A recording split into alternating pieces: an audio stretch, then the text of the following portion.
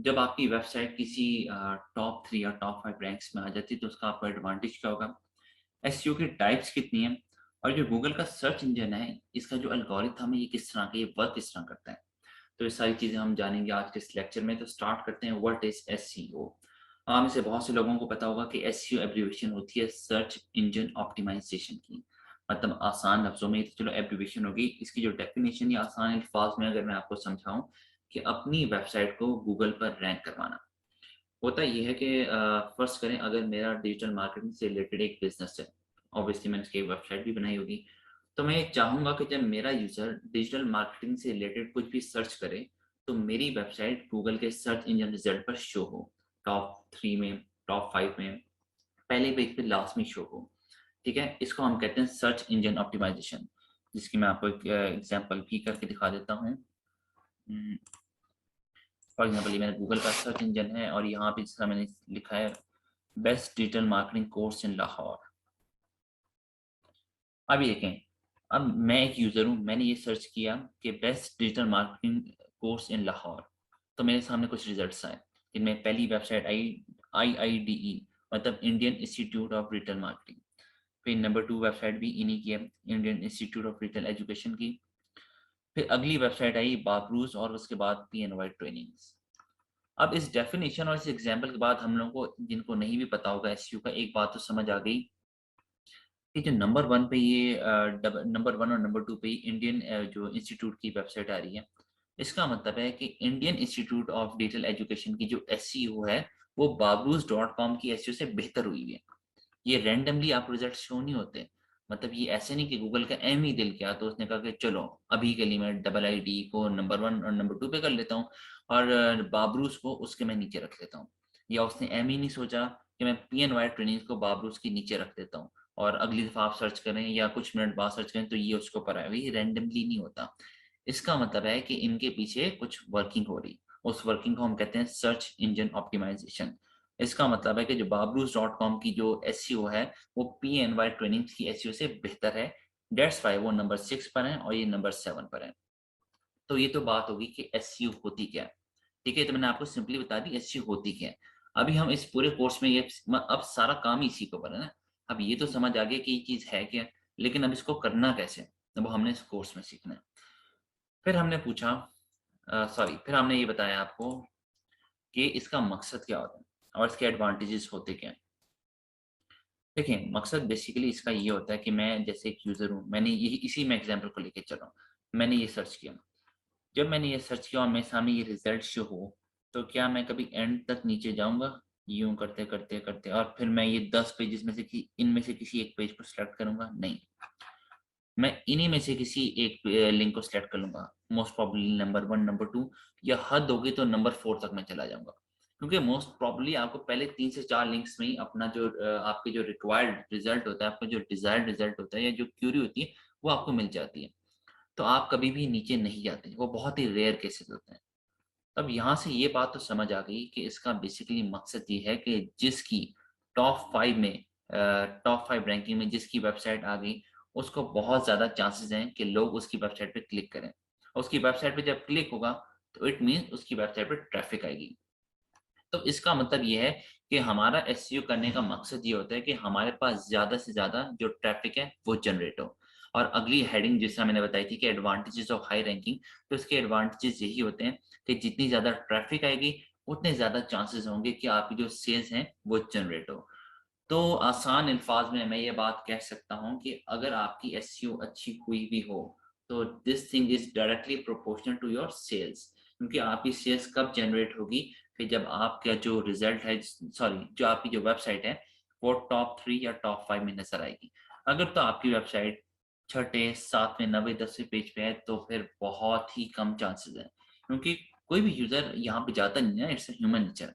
अब मुझे एक अपना जो रिक्वायर्ड रिजल्ट है वो यही टॉप 5 में शो हो रहा है, तो मैं क्यों फ़िज़ूल में नीचे जाके नंबर 7, नंबर 8 को खोल के उसके लिंक्स को खोलूँगा। मैं हमेशा नंबर 1 पे ही रहूँगा, नंबर 1 पेज पे। और नंबर 1 पेज के भी आप टॉप 5 या टॉप 6 में ही रहते हो, क्योंकि उसी के दौरान ही आपको आपका जो रिज़ल्ट होता है, आपकी जो क्वेरी होती है वो वहाँ पे सॉल्व हो जाती है। तो एसईओ होती क्या है, वो भी हमें पता लग गई। इसका मकसद क्या होता है, उसके एडवांटेजेस क्या होते हैं, वो हमें पता लगे कि अगर आपने अपनी वेबसाइट पे ट्रैफिक लेके आनी है, अगर आपने अपनी जो सेल्स है उसको जनरेट करना है, तो आपके लिए बहुत ज़्यादा ज़रूरी है कि आपकी एसईओ बहुत अच्छी हुई हो। क्योंकि जब आपकी एसईओ बहुत अच्छी हुई होगी, तभी आप टॉप 3 या टॉप 5 में रैंक करेंगे। और जब आप टॉप 3 और टॉप 5 में रैंक करेंगे, तभी आपकी जो वेबसाइट है, उसपे ट्रैफिक भी आएगी, उसके बाद सेल्स भी जनरेट होने के बहुत ज़्यादा चांसेस होते हैं। तो ये एक मैंने ब्रीफली आपको सारा इसका वो बताया कि एसईओ होता क्या है, इसका मकसद क्या होता है, इसके एडवांटेजेस क्या होते हैं।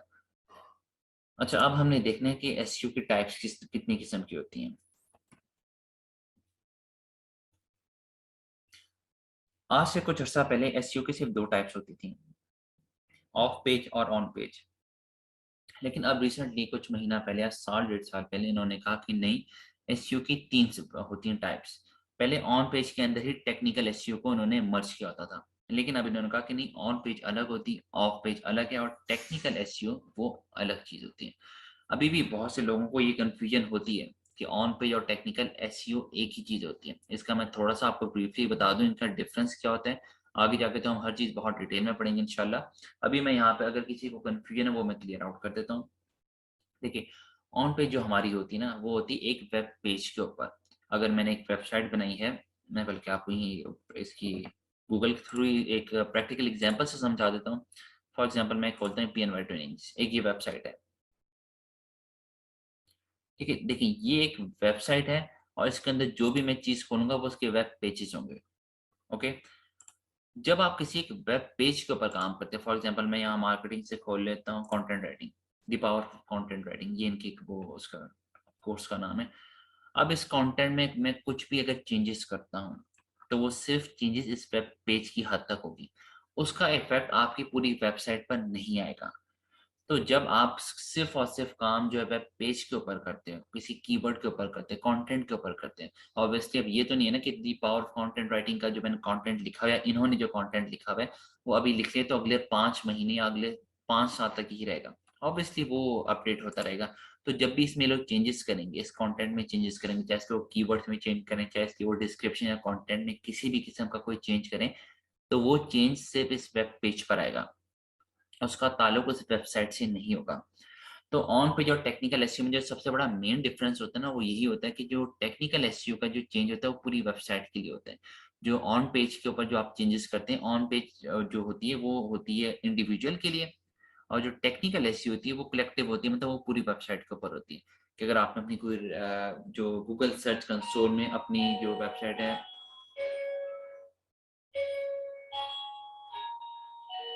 सॉरी यहाँ से आप कट कर दीजिएगा, बेल हुई है शायद उसकी आवाज़ आई हो। ओके। तो ऑन पेज एसईओ और टेक्निकल एसईओ में जो मेन जो बेसिक डिफरेंस है वो यही होता है कि जो ऑन पेज एसईओ होती है वो आपकी इंडिविजुअल के लिए होती है, एक इंडिविजुअल पेज के लिए होती है। जबकि जो आपकी टेक्निकल एसईओ होती है वो पूरी वेबसाइट के लिए होती है। क्या आपने गूगल सर्च कंसोल में उसको इंडेक्स करवाना है, तो ऑब्वियसली वो पूरी वेबसाइट आप इंडेक्स करवाएंगे। आपको लगा कि आपकी वेबसाइट की जो स्पीड है वो स्लो है, उसको तेज कराएं, तो उसके ऊपर जो आप काम करेंगे वो पूरी वेबसाइट के ऊपर काम करेंगे, तो वो भी टेक्निकल एसईओ होगा। लेकिन अगर आप खाली किसी कीवर्ड में चेंज करते हैं या किसी वेब पेज के कुछ कंटेंट में चेंज करते हैं, तो वो पूरी वेबसाइट पे उसका इफ़ेक्ट नहीं होगा। वो उसका इफ़ेक्ट सिर्फ़ और सिर्फ़ इसी एक पेज पर आएगा। तो ये डिफ़रेंस होता है आपका ऑन पेज और टेक्निकल एसईओ में। बाकी ऑन पेज होता क्या है, वो भी मैं यहाँ से आपको समझा देता हूँ। हमारी एसईओ की 3 टाइप्स होती हैं, ऑन पेज, ऑफ पेज और technical SEO. On page basically होता ये है कि जो मैं यूज़र हूँ ना, मैं इसके ऊपर कोई भी क्वेरी एंटर करता हूँ। फॉर एग्ज़ाम्पल मैंने ये क्वेरी एंटर की, best digital marketing course in Lahore. अब ये जो मुझे चीज़ें नज़र आ रही है ना, ये सारा ये ऑन पेज है, जिसमें आपका मेटा टाइटल आ जाता है, जिसमें आपकी मेटा डिस्क्रिप्शन आ जाती है। ठीक है, जो मतलब जो आपको नज़र आ रहा है वो है on page. Of page basically वो होता है जो बैक एंड पर होता है। इसको अगर मैं थोड़े दूसरे अल्फाजों में बताऊँ एसईओ के लिहाज से, तो वो ये होगा, ऑन पेज बेसिकली होता ये है कि जब आप अपनी वेबसाइट के ऊपर काम करते हैं, जब मैं इसके ऊपर काम करूँगा ना, अगर फॉर एग्जांपल अगर जो babruz.com है, ये मेरी वेबसाइट है, तो यहाँ पे मैं कुछ भी कंटेंट लिखता हूँ, उसमें मैं अपडेशन करता हूँ, उसमें कीवर्ड्स डालता हूँ, उसमें डिस्क्रिप्शन लिखता हूँ, मैं कुछ भी करता हूँ, मतलब वो मैं अपनी वेबसाइट के ऊपर काम कर रहा हूँ। ऑफ पेज क्या होता है? ऑफ पेज बेसिकली होता है दूसरों की वेबसाइट के ऊपर काम करना। अभी दूसरों की वेबसाइट के ऊपर काम करना क्या था, होता तो बैक एंड, ये बिल्कुल वो आपको नजर नहीं आ रहा ना। ये मतलब मैं आपको समझ लिया, मैं आपको दो वर्जन्स में समझा रहा हूँ कि ऑन पेज और ऑफ पेज क्या होता है। ऑन पेज को मैं दोबारा रिपीट कर देता हूँ, जो आप अपनी वेबसाइट के ऊपर, अगर ये जो papoose.com है, अगर ये मेरी वेबसाइट है, इसके ऊपर मैं कुछ भी चेंजेस करूंगा, मैं कुछ भी अपडेट करूंगा, वो मैं खुद अपनी वेबसाइट के ऊपर काम कर रहा हूँ, वो ऑन पेज है। और वो यही चीज मेरी वेबसाइट है, लेकिन आप खोलेंगे तो आपको भी यही चीज नजर आएगी, मतलब जो व्यूअर को नजर आ रही है। ठीक है, ये क्या होती है ऑन पेज। इसके अंदर Meta title, Meta description, content writing, आपकी मेटा टैग्स, ये सारी चीजें आ जाती हैं। ठीक है, ये होती है आपकी ऑन पेज। ऑफ पेज होता है जो बैक एंड पे हो रहा है, जो आपको नजर नहीं आ रहा है, जो बैक एंड पे हो रहा है, और वो हो भी रहा होता है दूसरों की वेबसाइट के ऊपर। अभी दूसरों की वेबसाइट से मुराद क्या है, जब मैं डायरेक्ट सीधा आपके ऊपर आ जाता हूँ, सीधा मैं एक्सप्लेन करता हूँ ऑफ पेज के ऊपर। ऑफ पेज के अंदर काफी सारी टाइप्स आती हैं। ऑफ पेज के अंदर एक होती है profile creation, business listing, book marketing, web directories, web 2.0, image sharing, video sharing, ad posting, PDF and PPT. अब ये सारी चीजें हैं क्या। ऑफ पेज को हम बेसिकली कहते हैं लिंक बिल्डिंग, मतलब दूसरों की वेबसाइट्स के ऊपर बैक लिंकिंग करना। कि कोई भी बंदा किसी दूसरी वेबसाइट के ऊपर जाता है, वहां पे जब वो कंटेंट पढ़ा है, तो उस कंटेंट के डिस्क्रिप्शन के अंदर कहीं ना कहीं मेरी वेबसाइट का एक छोटा सा लिंक दिया होगा, जिसे हम क्लिकेबल लिंक कहते हैं। जब आप वहां पे क्लिक करेंगे तो आप मेरी वेबसाइट के ऊपर आ जाएंगे, और आपको पता लगेगा अच्छा abc.com भी कोई नई वेबसाइट आई है। ये होती है, इसकी ना मुख्तलिफ मुख्तलिफ टाइप्स होती हैं, ये सारी उसकी टाइप्स हैं। ये मैं आपको उसका इसका एक कॉन्सेप्ट दे रहा हूँ कि ऑफ पेज होता क्या है, कि लिंक बिल्डिंग कहते किसे हैं। लिंक बिल्डिंग बेसिकली ये कहते हैं कि दूसरों की जो हाई डोमेन वेबसाइट्स होती है ना, हाई डोमेन वेबसाइट्स का मतलब है ऐसी वेबसाइट्स जो गूगल की गाइडलाइंस के अकॉर्डिंग टॉप में आती हैं, जिनके अंदर स्पैमिंग बहुत कम है, जिनकी डोमेन अथॉरिटी डीए बहुत अच्छा है। वो डीए किस तरह अच्छा होता है, जब आपका कंटेंट अच्छा है, जब आपकी वेबसाइट का जो लेवल है वो अच्छा है। तो जब आप ऐसी वेबसाइट्स के ऊपर अपने लिंक्स लगाते हैं, और गूगल वहां पे आके जब क्रॉल करता है उनकी वेबसाइट्स को, तो वो देखता है कि यार ये तो वेबसाइट बड़ी जबरदस्त है, और इस वेबसाइट के ऊपर abc.com, ये एक एग्जांपल मैं समझा रहा हूँ, abc.com फॉर एग्जांपल मेरी एक वेबसाइट है, abc.com का बैकलिंक लगा हुआ है, तो वहां से मेरी वेबसाइट को भी वो क्रॉल करेगा, और उस वाली वेबसाइट जो अच्छी डोमेन वाली वेबसाइट है, उसकी वजह से मेरी वेबसाइट को भी वो रैंक करेगा, ऊपर लेके आएगा, कि यार इसने अपना लिंक एक बड़ी अच्छी वेबसाइट पे लगाया हुआ है। तो बड़ी जो बहुत अच्छी वाली वेबसाइट है, जब वो ऊपर जाएगी, तो क्योंकि मेरा लिंक उस वेबसाइट के ऊपर लगा हुआ है, तो ऑटोमेटिकली मेरी वेबसाइट भी ऊपर जाएगी। प्रोफाइल क्रिएशन एक आसान लफ्जों में बेसिकली होती है ब्रांड अवेयरनेस करना। जब हम एसईओ ऑफ पेज करते हैं ना, तो उसमें जो सबसे ज्यादा हम करते हैं वो प्रोफाइल क्रिएशन और बिजनेस लिस्टिंग करते हैं, मतलब ये हम अन्य वाह करते हैं। प्रोफाइल क्रिएशन को इसलिए हम कहा जाता है, समझ लें सोशल मीडिया की जबान में ये ब्रांड अवेयरनेस होती है, कि जितना आप अपने ब्रांड को फैला सकते हो फैलाओ प्रोफाइल क्रिएशन के थ्रू, इसके थ्रू हम बहुत ज्यादा फैलाते हैं। बिजनेस लिस्टिंग में हम बहुत ज्यादा करते हैं। बाकी जैसे इमेज शेयरिंग होगी, वीडियो शेयरिंग होगी, एड पोस्टिंग होगी, या पीडीएफ एंड पीपीटी होगी। पीडीएफ एंड पीपीटी से मुराद है PDF and power point presentation, मतलब अगर आपका कोई ग्राफिक्स का छोटी सी आप वीडियो बना लें, छोटा सा आप एड टाइप बना लें, ये इस तरह की चीजें जो हम करते हैं ना, वो इनकी एक थोड़ी सी लिमिट होती है। मतलब आप कह लें एक महीने में कोई 8 से 10 वेबसाइट्स पे हमने कर ली। ठीक है, तो वो मतलब ये जो चीजें ना, image sharing, video sharing, ad posting, ये इस तरह नहीं कि आप मतलब अन्यवाद से किए जाओ, मतलब हर चीज की एक स्ट्रेटेजी होती है, वो सारी चीजें हमने आगे जाके समझनी है। प्रोफाइल क्रिएशन, जो कि प्रोफाइल क्रिएशन हो गया, बिजनेस लिस्टिंग होगी, ये बेसिकली होते हैं कि आप अपने ब्रांड का नाम हर जगह फैला रहे हो, आप ब्रांड अवेयरनेस कर रहे हो। तो ये हम बहुत ज्यादा करते हैं। जब भी आपको लगेगा कि आपकी रैंकिंग थोड़ी सी स्लो हुई है, बहुत ज्यादा दोबारा शुरू कर दो प्रोफाइल क्रिएशन, बिजनेस लिस्टिंग। लेकिन जो बाकी चीजें, ये थोड़ी एक स्ट्रेटेजी के साथ हम चलते हैं, ये थोड़ा थोड़ा कि ठीक है यार, महीने में 8-10 वेबसाइट्स कर ली, इनफ है। फिर दोबारा किस पे आ जाओ, प्रोफाइल क्रिएशन, बिजनेस लिस्टिंग पे आ जाओ। बुक मार्किंग हम बहुत करते हैं। बुक मार्किंग और वेब डायरेक्टरीज में बेसिकली हम अपनी वेबसाइट की सिर्फ और सिर्फ लिंक्स फेंकते हैं। उन लिंक्स के थ्रू वो सारी हमारी जो वेबसाइट का जो कंटेंट है वो उसको फेच कर लेते हैं। तो इस तरह इसकी काफ़ी डिफरेंट टाइप्स हैं, जो कि हम आगे जाके प्रॉपर्ली इसको स्टडी करेंगे, कि ऑफ पेज के ऊपर हमारे बहुत डिटेल लेक्चर्स हैं, उसको मैं आपको सारा प्रैक्टिकली करके दिखाऊंगा। ये सारी जो मैंने आपको टाइप्स लिखी हुई ना, ये सारी मैं आपको प्रैक्टिकली करके दिखाऊंगा, इम्प्लीमेंट करके दिखाऊंगा कि बैक लिंकिंग कहते किस तरह हैं, इसको करते किस तरह हैं। क्योंकि थ्योरेटिकल लेक्चर थोड़ा डिफरेंट होता है, और जब आप उसकी प्रैक्टिकल वो इम्प्लीमेंटेशन पे आते हैं, तो वो चीज़ ज़रा डिफरेंट हो जाती है। तो ये अभी क्योंकि पहला लेक्चर है, सारा एक ओवरव्यू है, एक आपको समझाने का, आपको आइडिया देना है कि एसईओ होता क्या है, इसलिए इसके ऊपर हम काम करते किस तरह हैं, इसकी टाइप्स किस तरह की होती हैं, इनके ऊपर वर्किंग किस तरह की होती है। तो ये सारी चीज़ें हम आगे सारी जो जितनी भी इसकी टाइप्स हैं हर चीज़ हम सारी प्रैक्टिकल और बहुत डिटेल में करेंगे।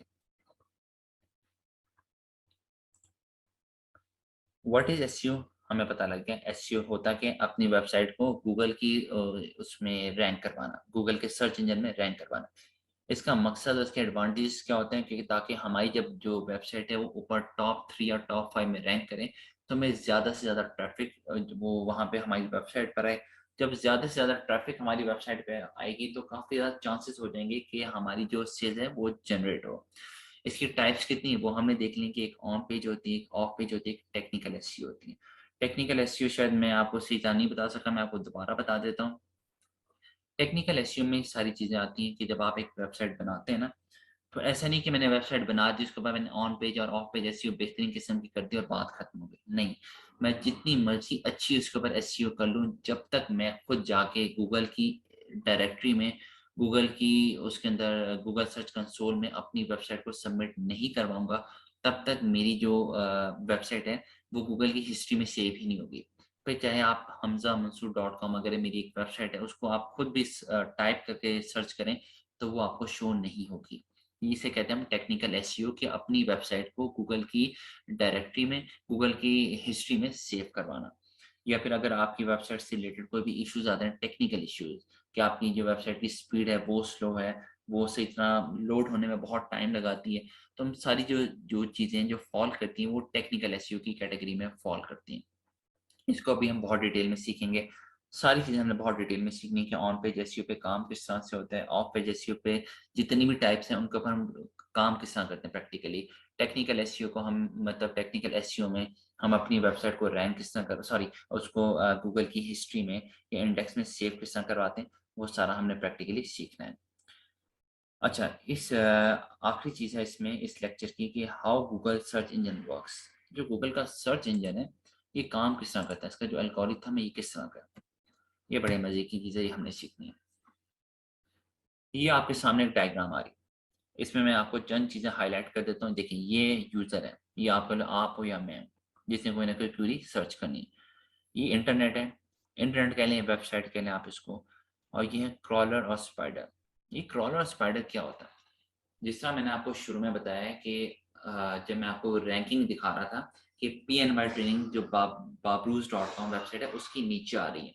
इसका मतलब है जो babruz.com की एसईओ वो पीएनवाई ट्रेनिंग से ज़्यादा बेहतर है, इसलिए वो उससे ऊपर आ रही है। यही बात मैंने की थी। अभी गूगल ने किस तरह डिसाइड किया कि babruz.com की जो एसईओ वो उससे बेहतर है?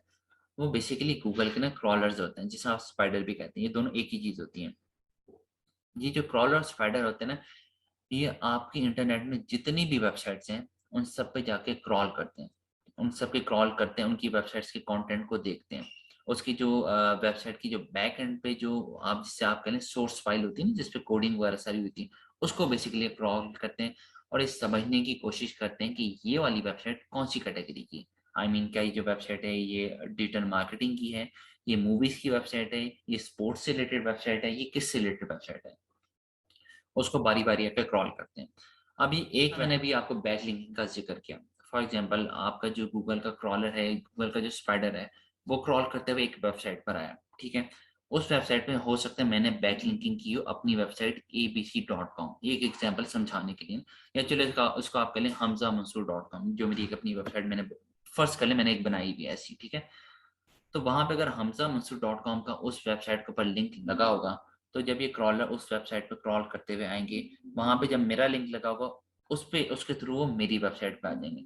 जब मेरी वेबसाइट पे आएँगे, तो एक वेबसाइट के 8 से 10 वेब पेजेज़ तो होते ही होते हैं। तो मतलब वो मेरी एक वेबसाइट पे आके फिर मेरे एक वेब पेज से दूसरे वेब पेज पे जाएँगे, दूसरे से तीसरे वेब पेज पे जाएँगे। ये तो हो गया एक तरीका उनके डिफरेंट वेबसाइट्स को तक पहुँचने का।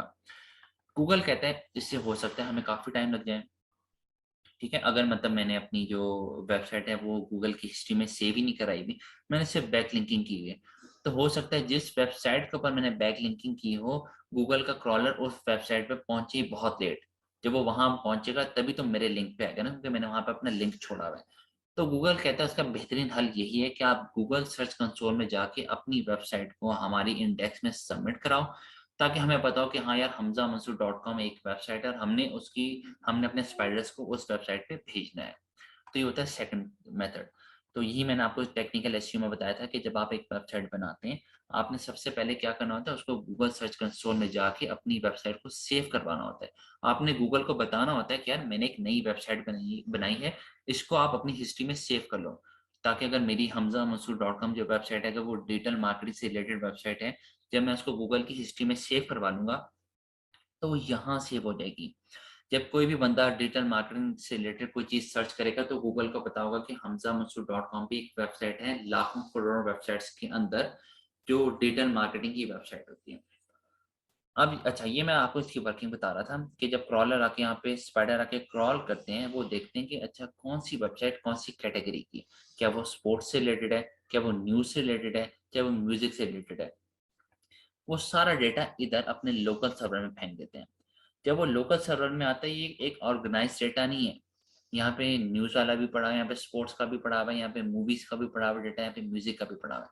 लेकिन ये स्ट्रक्चर्ड नहीं है, ये कैटेगराइज़्ड नहीं है, ये सिंपली एक मतलब सारा मिक्स डेटा पड़ा हुआ है। यहाँ से जब डेटा आ जाता है, तो यहाँ पे काम स्टार्ट होता है इंडेक्सर का। इंडेक्सर क्या करता है? इंडेक्सर उनको कैटेगराइज़ करता है कि मतलब उसने एक चीज़ बना ली कि अच्छा, ये आपका स्पोर्ट्स सॉरी ये आपका स्पोर्ट्स का कैटेगरी बना ली, ये आपकी इसने मूवीज़ की कैटेगरी बना ली, ये आपने म्यूज़िक की बना ली और ये न्यूज़ की बना ली। इंडेक्सर यहाँ से डेटा उठाया करेगा, उसको इंडेक्स किया करेगा, अच्छा ये स्पोर्ट्स की वेबसाइट है, इसको यहाँ फेंको, ये न्यूज़ की है, इसको वहाँ फेंको, ये मूवीज़ वाली वेबसाइट है, इसको यहाँ डालो। ये सारा इंडेक्सर का काम होता है कि वो उनको इंडेक्स करता है, उनको कैटेगराइज़ करता है। तो इस तरह यहाँ पे जो लोकल आपका सर्वर में डेटा इकट्ठा हुआ होता है, वो इंडेक्सर में जाता है, इंडेक्सर में जाके वो कैटेगराइज़ होता है। जब वो कैटेगराइज़ हो जाता है कि ए, बी, सी 3 कैटेगरीज़ या 4 कैटेगरीज़ बनी हुई है, स्पोर्ट्स की, एक न्यूज़ की, एक मूवीज़ की, एक म्यूज़िक की, 4 कैटेगरीज़ बनी हुई हैं। उस अब एक कैटेगरी के अंदर ऑब्वियसली अगर मैं स्पोर्ट्स की बात करूँ, तो दुनिया में लाखों वेबसाइट्स होंगी स्पोर्ट्स से रिलेटेड। इसी तरह डिजिटल मार्केटिंग से रिलेटेड दुनिया में हज़ारों लाखों वेबसाइट्स होंगी जो डिजिटल मार्केटिंग के अंदर होगी, डिजिटल मार्केटिंग की वेबसाइट्स बनेंगी। तो वो लाखों या हज़ारों वेबसाइट डिजिटल मार्केटिंग की कैटेगरी में वो सेव कर लेगा। फिर यहाँ पे जब प्रॉपर्ली एक स्ट्रक्चर्ड डेटा आ जाता है ना, बन जाता है ना, तो फिर वो जाता है इसके मेन सर्वर में। अब इस सारे प्रोसीजर में हमारा कोई अमल दखल नहीं है, हम कुछ भी नहीं कर सकते। हाँ, हम सिर्फ जो कर सकते हैं वो ये कर सकते हैं कि जब हम अपनी वेबसाइट का जो कंटेंट लिख रहे हैं, वो इर्रेलेवेंट ना हो। वो इतना टू द पॉइंट हो कि हम वहाँ पे गूगल को बेसिकली सिग्नल दे रहे हैं। अगर मेरी hamzamansoor.com जो वेबसाइट है, वो डिजिटल मार्केटिंग से रिलेटेड वेबसाइट है, तो उसके अंदर content properly to the point digital marketing का लिखा हुआ हो, ताकि यहाँ पे इसके जो इंडेक्सर है उसको पता हो कि मेरा कंटेंट पढ़ के उसे पता लग जाए इसको मैंने कौन सी कैटेगरी में फेंकना है।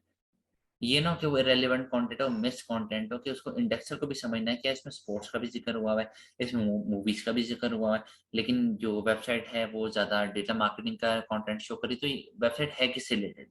तो आपका यहाँ पे अमल दखल इतना ज़रूर होता है कि आप कंटेंट के थ्रू गूगल को ये हिंट दे सको कि मेरी वेबसाइट किस कैटेगरी के लिए रिगार्डिंग है, ताकि उसी के रिगार्डिंग जो इंडेक्सर है वो उसको कैटेगराइज़ कर सके। अब यहाँ पे जब मैं अपनी क्यूरी डालूँगा कि बेस्ट डिजिटल मार्केटिंग कोर्सेज़ इन लाहौर, तो जो क्यूरी है, यहाँ पे जब वो आएगी, तो जो रैंकिंग एल्गोरिथम है, वो डेटा इससे फेच करेगा। आपको जो मेन सर्वर है ना, उससे सर्च करेगा। क्यों? उससे फेच करेगा। क्यों?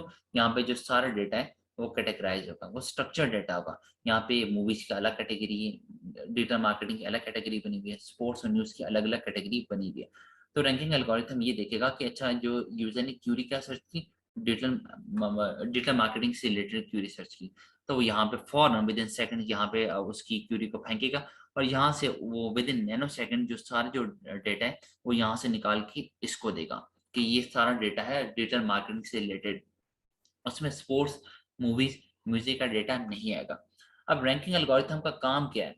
यहाँ से उसने डेटा तो ले लिया, अब रैंकिंग एल्गोरिथम ये करेगा कि उसको एसईओ के मतलब एसईओ के अकॉर्डिंग जिसकी एसईओ अच्छी होगी, उसको पहले नंबर पे, उसके बाद नंबर 2 वाली वेबसाइट, फिर नंबर 3 वाली वेबसाइट।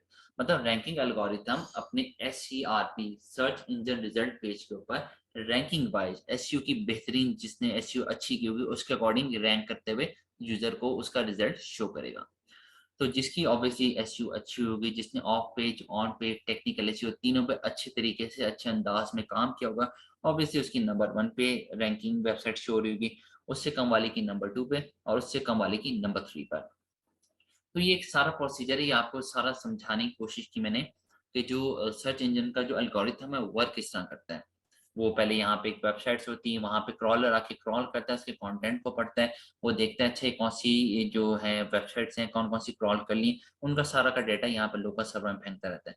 लोकल सर्वर से वो इंडेक्सर में आती है, इंडेक्सर में आके वो कैटेगराइज़ होना शुरू होती है कि अच्छा यार ये जो वाली वेबसाइट है ये स्पोर्ट्स की इसको इधर लेके आओ, ये वाली डिजिटल मार्केटिंग की है इसको इधर लेके आओ, ये वाली म्यूज़िक की है इसको इधर फेंको। यहाँ से सारी वो कैटेगरीज़ बन जाती हैं। जब वो सारी कैटेगरीज़ बन जाती है, एक स जो आपका कहते हैं ऑर्गेनाइज़ स्ट्रक्चर बन जाता है, फिर वो आता है आपके यहाँ पे मेन सर्वर के अंदर। मतलब जो आपका मेन सर्वर बना हुआ है, वो सारा बहुत ही कैटेगराइज़ और ऑर्गेनाइज़ बना हुआ है। वो मिक्स अप डेटा नहीं है।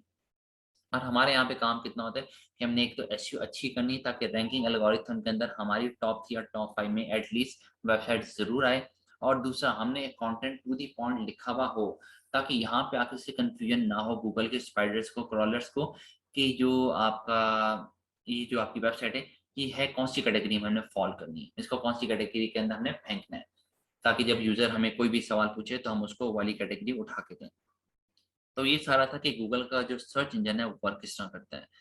तो इस लेक्चर में फ़िलहाल इतना ही, बाकी हम आगे जितनी भी चीज़ें जो डिटेल में हम पढ़ेंगे वो आने वाले लेक्चर्स में इंशाल्लाह सारा जो काम है वो टोटली प्रैक्टिकल बेस होगा।